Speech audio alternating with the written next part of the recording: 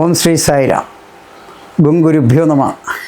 ഗണാനാം ത്വാ ഗണപതിഗും ഹവാമഹേ കവിം കവീനാമുപമസ്രവസ്തമം ജ്യേഷ്ഠരാജം ബ്രഹ്മണാം ബ്രഹ്മണസ്പദ ആനസൃണ്ണന്നോതിഭിസ്സീദസാദനം പ്രണോ ദേവീ സരസ്വതി വാജീവിർവാജിനീവതി ധീനാമവിത്രയവധു.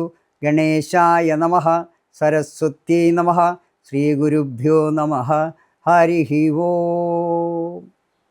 ജ്യോതിഷം കൈകാര്യം ചെയ്യുന്ന നിത്യ സായീശ്വരാനന്ദ സരസ്വതി എന്ന പേരിൽ ഇപ്പോൾ അറിയപ്പെടുന്ന ഞാൻ ജ്യോതിഷ സംബന്ധമായൊരു ഒന്ന് രണ്ട് കാര്യങ്ങൾ കൂടി പറയാൻ ആഗ്രഹിക്കുകയാണ്. ഞാൻ നേരത്തെ ജാതകം വായിച്ച കാര്യങ്ങൾ പറഞ്ഞ് അതിനുശേഷം എൻ്റെ ജാതകത്തിൽ എഴുതിയ ഒരു കാര്യമുണ്ട്, 72 വയസ്സ് ശേഷം ചിന്ത്യം. അപ്പോൾ അത് ഞാൻ എഴുതുമ്പോഴും ഒരു മരണഘട്ടം കണ്ട ശേഷം ചിന്ത്യം എന്ന് എഴുതും. അത് മരിക്കുമെന്ന് നമുക്ക് എഴുതാൻ പറ്റില്ല. പക്ഷേ ഇന്ന് 71ാമത്തെ വയസ്സിൽ ഞാൻ സന്യാസം സ്വീകരിച്ചതിന് ശേഷം ഇപ്പോൾ 74 വയസ്സ് കഴിഞ്ഞു. അടുത്ത ആഗസ്റ്റ് 18-ന് 75 വയസ്സ് തികയും. ഈശ്വരൻ്റെ ഒറ്റ പ്രാർത്ഥനയുള്ളൂ, രോഗാതുരനായിട്ടൊരു ആസ്പത്രി കിടന്ന് ജീവൻ വെടിയാതെ എന്നെ കൊണ്ടുപോകണേ. അപ്പോൾ ആ ശരീരം നമ്മൾ വസ്ത്രം മുഷിഞ്ഞാൽ അലക്കണം, ശരീരം മുഷിഞ്ഞാൽ പോകണം. ഇവിടെ ശാശ്വതമായി ജീവിച്ചിരിക്കുന്ന ഒരാളും ഒരിക്കലുമില്ല. പിന്നെ അതേപോലെയുള്ള ഗ്രഹങ്ങൾ അത്യുച്ചത്തിൽ നിൽക്കുന്ന ഒരു മനുഷ്യനാണ് 125 വർഷവും 5 വയസ്സും പറയുന്നത്. ഇന്നത്തെ ജീവിത ചിട്ടവെട്ടിൽ 60-70 കഴിഞ്ഞാൽ പിന്നത്തെ ജീവിതം വളരെ ശോചനീയമാണ്, നീണ്ട ഒരു ആയുസ് കിട്ടുന്നില്ല. അപ്പോൾ ഈ ജാതകത്തെ നമ്മൾ ഉപദേശിക്കുമ്പോൾ പറയുമ്പോൾ തന്നെ ഈ ജാതകത്തിൽ ഇങ്ങനെ വരാൻ കാരണം നമ്മൾ സന്യാസം സ്വീകരിച്ച് അത് ജീവിതത്തിൻ്റെ ഒരു ഒളിച്ചോട്ടമായി മാറരുത്. എൻ്റെ 3 കുട്ടികളുടെയും വിവാഹവും കഴിഞ്ഞ് അവർക്കും കുട്ടികളായി, പൂന്താനം പറഞ്ഞാൽ ഉണ്ണിയുണ്ടായ ഒരു ഉണ്ണിയുണ്ടായി, പിന്നെ അതിൻ്റെ ഒരു ഉണ്ണിയുണ്ടായിട്ടെന്നും പറഞ്ഞ് ഇങ്ങനെ ആഗ്രഹങ്ങളുടെ പുറകെ നമ്മൾ കുറക്കുക. ഭഗവാൻ പറയുന്നുണ്ട്, ഒരു ടവലെടുത്തിട്ട് നമ്മൾ ഈ ആഗ്രഹങ്ങൾ ഓരോ നൂലും പോയാൽ പിന്നെ ടവലൊന്നുമല്ലാതെയോ. ജീവിതത്തിൽ അവസാന കാലത്ത് ഈ ആഗ്രഹങ്ങളൊക്കെ കുറച്ച് ഈശ്വരനിലേക്ക് നമ്മൾ ലയിക്കണം. അതാണ് ഇവരൊക്കെ പറയുന്നതിൻ്റെ അടിസ്ഥാന തത്വം. ആ ഈശ്വര തത്വത്തിന് വേണ്ടിയാണ് സന്യാസം സ്വീകരിക്കുന്നത്. അത് പുത്രധർമ്മവും പുത്രിധർമ്മവും ഭാര്യധർമ്മവും എല്ലാം പരിപാലിച്ചതിന് ശേഷമേ ആകാവൂ. ജീവിതത്തിൻ്റെ ഒരു ഒളിച്ചോട്ടമായി മാറരുത്. കാരണം പലരും ഇന്ന് ഈ കാഷായ വസ്ത്രത്തെ ഒരു ബിസിനസ്സാക്കി കൊണ്ട് നടക്കുന്നുണ്ട്. അതുകൊണ്ട് തന്നെയാണ് കേരളത്തിൽ സന്യാസിമാർക്ക് ബഹുമാനം ഇല്ലാത്തത്. അത് ഒരു പോലീസുകാരൻ തെറ്റിയത് എല്ലാ പോലീസുകാരും ചീത്തവെക്കണമെന്ന് പറഞ്ഞതുപോലെ സന്യാസിമാരും ഈ ദുഷ്പേര് സംഭവിച്ചിട്ടുണ്ട്. കാരണം പുകവലി, മദ്യപാനം, സ്ത്രീലഹരി ഇതെല്ലാം ഉപേക്ഷിച്ചാണ് ബ്രഹ്മചര്യ ഒരു വ്രതത്തോടു കൂടി സന്യാസത്തെ നമ്മൾ സ്വീകരിക്കുന്നത്. ആ സന്യാസത്തിൽ നമ്മൾ ത്യാഗം സഹിച്ച് നമ്മുടെ അറിവുകൾ പകർന്ന് വരുന്ന ആളുകളുടെ ഓരോ കാര്യങ്ങൾ ശ്രവിക്കാനും അവർക്ക് വേണ്ട അറിവ് പകർന്നു കൊടുക്കുന്നവനാണ് സന്യാസി. അല്ലാതെ വർഷങ്ങളോളം കാട്ടിലിരുന്ന് 700-800 വർഷമായിട്ടിരിക്കുന്ന യോഗികളൊക്കെ ഇന്നുണ്ട്. അത് നമ്മൾ ഹിമാലയത്തിൽ ഇവർ കുളിക്കാൻ വരുമ്പോൾ ഞാൻ നേരത്തെ പറഞ്ഞ ഗംഗയിൽ സ്നാനം ചെയ്താൽ പുണ്യം കിട്ടും. ഈ കൊന്നാ പാപം തിന്നാ തീരുമെന്ന് മലയാളി പറയുന്നുണ്ട്. കൊന്നാ പാപം തിന്ന് തീരാന്ന് വെച്ചാൽ ആ മാംസം തിന്നല്ല തീരണത്, ആ പാപം ജീവിതത്തിൽ അനുഭവിച്ച് തന്നെ തീരണം. അല്ലാതെ മാംസം തിന്നാൽ തീരൂല. എന്നിട്ട് കളിയാക്കി പറയും കൊന്നാ പാവം തിന്നോടാന്ന്, കോഴിനെ കൊന്നിട്ട് തിന്നാൽ തീരൂല. അവൻ ഈ ജീവിതത്തിൽ ആ ജീവിയുടെ നിങ്ങൾ ആ ഒരു കോഴിനെ കൊല്ലുന്ന രംഗം നേരെ കണ്ടിട്ട് അതൊരു മനുഷ്യനായിട്ട് സങ്കല്പിക്കുക. ആ മനുഷ്യനാണ് ആ പിടപെടക്കണമെങ്കിൽ നിങ്ങളുടെ മനസ്സ് കണ്ടിരിക്കുക.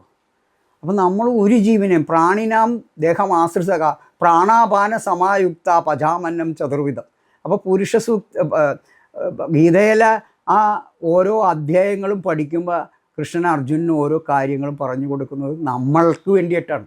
അത് നമ്മൾ ശ്രവിക്കാനും ജീവിതത്തിൽ അനുവർത്തിക്കാനും തയ്യാറാവണം. ജീവിതത്തിൽ പലരും ഭാര്യ മരിച്ചുപോയി, കുട്ടികൾ നോക്കണില്ല, ഞാൻ ഇനി കാവ്യവസ്ത്രം കൊടുക്കുക സന്യാസമാവാം. ഇത് ഒളിച്ചോട്ടമാണ്. ഇതിനെ സന്യാസമായിട്ട് അംഗീകരിക്കാൻ പറ്റില്ല.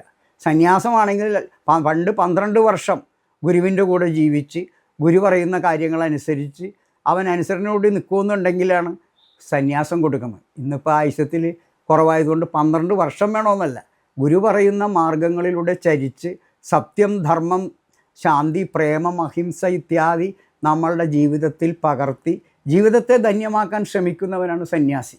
അല്ലാതെ കാഷായ കൊടുത്ത സന്യാസി ആകില്ല. അങ്ങനെ കണ്ടവനെ സന്യാസിയായിട്ട് സ്വീകരിക്കാനും പറ്റൂല. ഇന്ന് കേരളത്തിൽ എവിടെയെങ്കിലും ഒരു സന്യാസിക്ക് 1000 രൂപ വെച്ച് ദക്ഷിണ കൊടുക്കണമെന്ന് വെച്ചാൽ കള്ളവണ്ടിയും കയറി ദക്ഷിണ മേടിക്കാൻ പോകുന്ന പല സ്വാമിമാരെയും എനിക്കറിയാം. അപ്പം ഞാനും ദക്ഷിണ മേടിച്ചിട്ടുണ്ട്. പക്ഷേ ഇങ്ങനെയുള്ള പ്രഹസനങ്ങളായിട്ട് മാറാനിട വരും. നമ്മളെ ക്ഷണിച്ച് അവിടെ ചെന്ന്, ഇപ്പോൾ അത് ഗംഗാസഭയിൽ പോയി ക്ഷണിച്ച് കുംഭമേളയിൽ ചെന്ന് മീറ്റിങ്ങിൽ പങ്കെടുത്ത് അവർ വസ്ത്രവും ദക്ഷിണയൊക്കെ തന്ന് കാലടി ശങ്കരാചാര്യ പരമ്പരയിലെ കാലടിയിലെ ശങ്കരാചാര്യ പരമ്പരയെ നമ്മുടെ കേരളക്കാർക്ക് അറിയില്ല. ഞാൻ അതിനെക്കുറിച്ച് ഒരു കാര്യം കൂടി പറയാനുള്ളത്, മധ്യപ്രദേശ് മുഖ്യമന്ത്രി ചൗഹാൻ അദ്ദേഹം ശങ്കരാചാര്യ പ്രതിമാനുച്ഛാദനത്തിന് വേണ്ടി ശങ്കരാചാര്യ സ്വാമിയുടെ മാതാവിൻ്റെ ആ സ്മൃതി മണ്ഡപത്തിൽ നിന്നും മണ്ണ് വാരി കൊണ്ടുപോയി മധ്യപ്രദേശിൽ ആ ചടങ്ങുകളൊക്കെ നടത്തിയപ്പോൾ മഹാമണ്ഡലേശ്വരയ പ്രഭാകരസ്വാമിനോട് 25 സന്യാസിമാരുടെ പേരെഴുതി കൊടുക്കാൻ പറഞ്ഞ് മുഖ്യമന്ത്രി ചൗഹാൻ നേരിട്ട് എനിക്ക് വീട്ടിലേക്ക് ലെറ്റർ തരികയാണ് മധ്യപ്രദേശിലേക്ക് വരാനായിട്ട്. മധ്യപ്രദേശിൽ ചെന്ന് ആ പ്ലെയിൻ കയറി ബാംഗ്ലൂർ ഇറങ്ങി, അഹല്യ ഇൻ്റർനാഷണൽ എയർപോർട്ടിൽ ഇറങ്ങി നമ്മളവിടെ സ്വീകരിക്കാനായിട്ട് ഉയർന്ന ഉദ്യോഗസ്ഥന്മാർ വന്ന് നമ്മുടെ പാദം കഴുകുകയും നമ്മളെ തൊട്ട് വന്ദിക്കാൻ കണ്ടപ്പോൾ എൻ്റെ ഉള്ളിൻ്റെ ഉള്ളിൽ നിന്ന് പേടിയാണ്.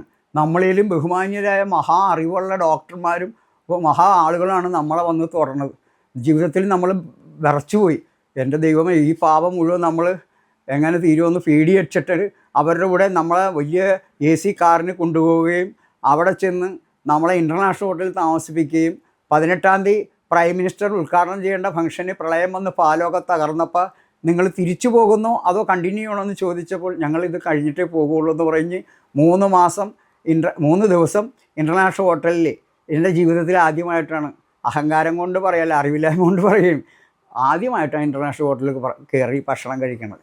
അവിടെ കാലത്തെ എഴുന്നേൽക്കുമ്പോൾ തന്നെ soap, brush, towel, shaving set, lotions ഇങ്ങനെയെല്ലാം ഡെയിലി ഫ്രീ ആയിട്ട് കൊണ്ട് തരുന്നുണ്ട്. അപ്പോൾ കൂട്ടുകാരൊക്കെ പറയണം അതൊക്കെ വേണമെങ്കിൽ എടുത്തിട്ട് പോയിക്കോ, ഇവിടുത്തെ ഡെയിലി ഉള്ളതാണ്, നമ്മളങ്ങനെ ഒരു ആക്രാന്തം കാണിക്കാൻ പോയതല്ലല്ലോ. ഇൻ്റർനാഷണൽ ചെന്ന് ഭക്ഷണം, ഒരു നേരത്തെ ഭക്ഷണത്തിന് ഞാൻ ബോർഡ് വെച്ച് വായിച്ചപ്പോൾ ഈ സന്യാസിമാർ കഴിക്കുന്നത് 6000-7000 രൂപയാണ്. അപ്പോൾ ഒരു ദിവസത്തെ ഭക്ഷണത്തിന് എത്ര രൂപയായി? നമ്മൾ ഭയന്നിട്ട് വളരെ കോഡ് റൈസും അല്പം ചില ഫ്രൂട്ട്സും ഒക്കെ കഴിച്ച് നമുക്കൊരു അസുഖം ഉണ്ടായില്ല. വാരി വലിച്ചു നിന്നവർക്ക് അസുഖം വരെയും വന്നു. കാരണം ഇത് കഴിഞ്ഞ് നമ്മുടെ ഗുരുനാഥനോട് പറഞ്ഞ് മഹാകാളേശ്വര ഭഗവാനെ ദർശിക്കണമല്ലോ, 2 ദിവസം ഉണ്ടല്ലോ എന്ന് പറഞ്ഞ് നമ്മളെ കൊണ്ടുപോകാൻ വന്നത് വലിയ ഉയർന്ന ഉദ്യോഗസ്ഥന്മാർ. PhD ഡോക്ടറാണ് അദ്ദേഹത്തിൻ്റെ കാറുമായിട്ട് ഞങ്ങളെ 4 പേരെ 7 പേര് കയറുന്ന വണ്ടിയിൽ കൊണ്ടുപോയത്. അപ്പോൾ എനിക്ക് നടക്കാൻ ഒത്തിരി ബുദ്ധിമുട്ടുണ്ടെന്ന് പറഞ്ഞു. സ്വാമി ഭയപ്പെടണ്ട, ഉക്കാരുങ്കോ, തമിഴിലും ഹിന്ദിയിലുമായിട്ട് അദ്ദേഹം പറഞ്ഞ് എന്നെ ആശ്വസിപ്പിച്ച് അവിടെ ചെന്ന് ഇത്രയും വലിയ അമ്പലത്തിൻ്റെ ഉള്ളിൽ എങ്ങനെ കയറുമെന്ന് പേടിച്ചപ്പോൾ ബാക്കിൽ വരെ വണ്ടി കൊണ്ടുപോയി. അവിടെ ചെന്നിട്ട് ബാക്കിൽ ഇലക്ട്രിക് വണ്ടിയിൽ ബാക്കിൽ കയറുകയും നന്ദീശ്വരൻ്റെ ചുറ്റുമായിട്ട് ഞങ്ങളെ 25 പേര് ഇരുത്തി വലിയ ഒരു പാത്രം സുഷിരത്തിലൂടെ ജലം ഭഗവാനെ അഭിഷേകം ചെയ്യുന്നതൊക്കെ തൊടിയിച്ചിട്ട് അവിടെ ഇരുന്ന് രുദ്രജപം തീരുന്നത് വരെയും ആ അഭിഷേകത്തിൽ പങ്കെടുക്കാനും ഭഗവാന് അനുഗ്രഹം തേടാനും സാധിച്ചു. ആ സമയത്ത് 2000-1000 കൊടുത്ത് ടിക്കറ്റ് വരുന്നവർ കമ്പി വേലിയുടെ അപ്പുറത്താണ് നിന്നിരുന്നത്. ഇത് ജീവിതത്തിൽ ഒരിക്കലും മറക്കാൻ പറ്റാത്ത അനുഭവമാണ് മുഖ്യമന്ത്രി ചൗഹാൻ ചെയ്തത്. അപ്പോൾ ഇതേപോലെ ആത്മീയ അന്വേഷികളായ നമ്മളെ കാണുമ്പോൾ ഓരോരുത്തർ വന്ന് നമ്മളെ കാവ്യം കൊണ്ട് ഉടുത്താൽ മതി പാദം തൊട്ട് തൊഴുകയും. കേരളത്തിലെ കാവ്യക്ക് എത്രയും ബഹുമാനം ഉണ്ടെന്ന് നിങ്ങൾ അന്വേഷിച്ചാലറിയാം. ഇവിടെ മദ്യപാനിയും ഇറച്ചിവെട്ടുകാരനുമൊക്കെ കാവ്യ കൊടുത്തിട്ട് നടക്കുന്നുണ്ട്. കാവ്യയുടെ അർത്ഥം അറിയുന്ന ഒരാളും ആ വസ്ത്രം അർത്ഥം അറിയുന്നവരും ധരിക്കരുതെന്ന് ഞാൻ പറയാണ്. കാവ്യവസ്ത്രം അഗ്നിയുടെ ശുദ്ധിയുള്ള സാധനമാണ്. അത് ധരിച്ചാൽ നമുക്ക് മറ്റുള്ളവരെ വിഷമിപ്പിക്കുന്ന ഒരു ജീവിതത്തിൽ അനുഭവങ്ങൾ ഉണ്ടാകാതെ വേണം സന്യാസം സ്വീകരിച്ച് ജീവിക്കേണ്ടത്. ഇത് ജീവിതത്തിൻ്റെ ഒളിച്ചോട്ടമായി കരുതാതെ സന്യാസധർമ്മത്തെ സത്യസന്ധമായി കണ്ട് ജീവിതത്തിൻ്റെ ആ മനുഷ്യത്വത്തിലേക്കുള്ള ആദ്യപടിയിലെങ്കിലും എത്തിച്ചേർന്ന് മോക്ഷപ്രാപ്തി, മുമുക്ഷുത്വം ഇതുണ്ടാകാൻ ഭഗവാൻ എല്ലാവരെയും അനുഗ്രഹിക്കട്ടെ. അതിന് ധന്യമായ എല്ലാ അനുഗ്രഹങ്ങളും എല്ലാ ഭക്തനും ഉണ്ടാവട്ടെ എന്ന് പ്രാർത്ഥിച്ചുകൊണ്ട് നിർത്തുന്നു. നന്ദി, നമസ്കാരം. കൂടുതൽ വീഡിയോകൾക്കായി ചാനൽ സബ്സ്ക്രൈബ് ചെയ്യുക, അടുത്തുള്ള ബെൽ ബട്ടണും കൂടി പ്രസ് ചെയ്യുക.